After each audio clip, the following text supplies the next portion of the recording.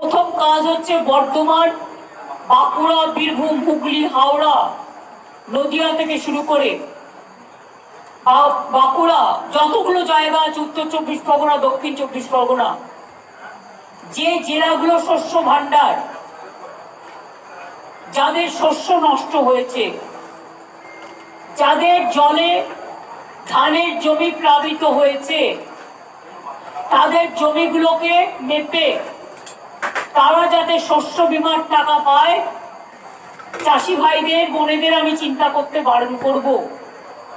কারণ আমরা বিনা পয়সায় শস্য বীমার টাকা প্রতি বছরই চাষিদের দিয়ে থাকি।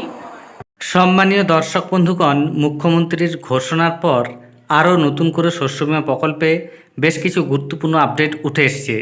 সেই আপডেট সম্পর্কিত যে তথ্য তা নিয়ে প্রতিবেদনে কি বলা হয়েছে আপনারা সরাসরি দেখুন।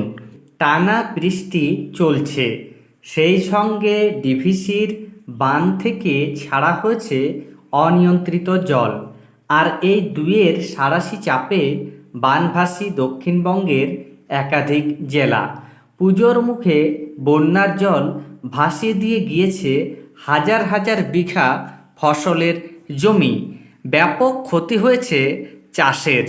স্বাভাবিকভাবেই মাথায় হাত কৃষকদের। দুশ্চিন্তায় তাদের রাতের ঘুম এবং মুখের হাসি উবেছে। সোমবার ক্ষতিগ্রস্ত চাষিদের জন্য সুখবর শুনিয়েছেন রাজ্যের মুখ্যমন্ত্রী মমতা বন্দ্যোপাধ্যায়। বানভাসী এলাকা পরিদর্শনের পরে জানিয়েছেন, হাওড়া, হুগলি, বর্ধমান, বাঁকুড়া, মেদিনীপুর, বীরভূম সহ বৃষ্টিতে ক্ষতিগ্রস্ত সব জেলার কৃষকরা শস্য বীমার টাকা পাবেন। গত কয়েকদিন ধরেই বানভাসী এলাকাগুলি পরিদর্শন করে চলেছেন রাজ্যের প্রশাসনিক প্রধান মমতা বন্দ্যোপাধ্যায়। ক্ষতিগ্রস্ত মানুষের পাশে দাঁড়াতে চরকি পাক খাচ্ছেন এক জেলা থেকে অন্য জেলায়। সোমবার বাঁকুড়ার বড়জোড়ার পাশাপাশি পূর্ব বর্ধমানের বন্যা কবলিত এলাকায় যান তিনি। ক্ষতিগ্রস্ত এলাকা পরিদর্শনের পাশাপাশি কথা বলেন দুর্গতদের সঙ্গে। অনেকেই মুখ্যমন্ত্রীকে পাশে পেয়ে কান্নায় ভেঙে পড়েন। অসহায় মানুষদের চিন্তা না করার পরামর্শ দিয়ে পাশে থাকার আশ্বাস দেন জনদরদি মমতা বন্দ্যোপাধ্যায়।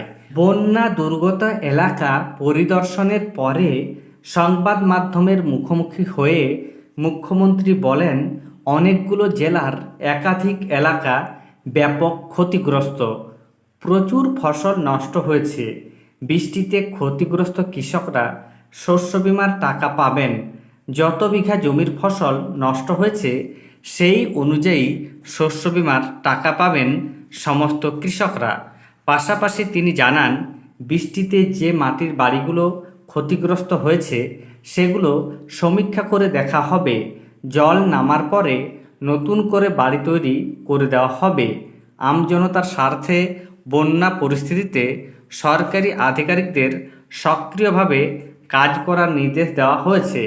বিপদ বুঝলে আগেভাগে বাসিন্দাদের অন্যত্র সরিয়ে দেওয়ার কথা বলা হয়েছে। তাহলে বুঝতে পারছেন, সরকারের তরফ থেকে জানানো হচ্ছে প্রত্যেকটি জেলায় যে সকল কৃষকের ফসল নষ্ট হয়েছে প্রত্যেকেই ফসল নষ্টের ক্ষতিপূরণ পাবেন। তবে এর জন্য আপনাদেরকে শস্য বীমা প্রকল্পে আবেদন করে থাকতে হবে। যদি আপনি শস্য বীমা প্রকল্পে আবেদন না করে থাকেন তাহলে আপনার সমস্ত ফসল নষ্ট হয়ে গেলেও 1 টাকাও পাবেন না। তাই এখনও যারা আবেদন করেননি তারা 30 সেপ্টেম্বরের মধ্যে অবশ্যই শস্য বীমা প্রকল্পে আবেদন করুন। ধন্যবাদ।